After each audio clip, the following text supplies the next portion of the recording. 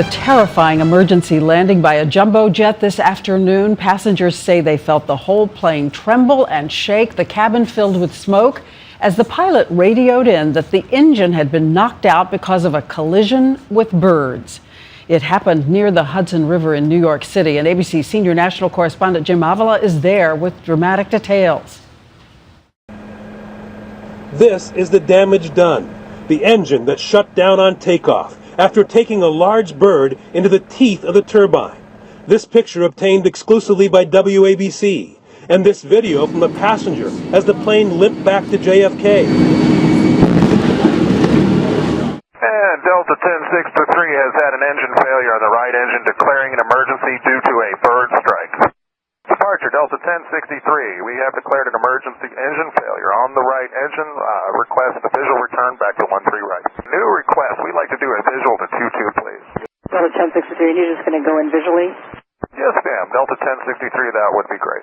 That is the unbelievably calm, clear voice of the Delta captain in the middle of an emergency as he turns the plane around from JFK's runway 13 right on one engine and loops back to runway 22 right.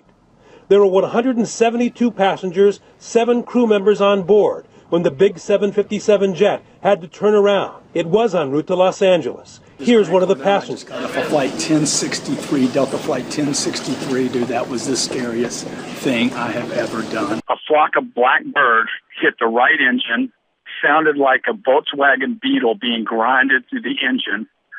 The flight then got disrupted in the air. I thought we were going to go down. And the next thing that happened was a smell came through the cabin. Bird strikes happen all too often, more than 2,500 times at JFK alone since 1990, causing $600 million in damage worldwide and killing 219 people since 1988. Today's bird strike happening at the absolute worst time. At takeoff, it's really the most risky part of the whole flight because you're heavy.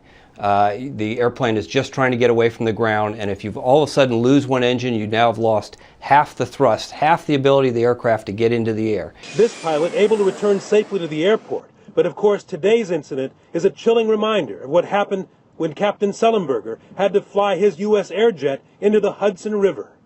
Today, another example of a pilot with cool, calm skill.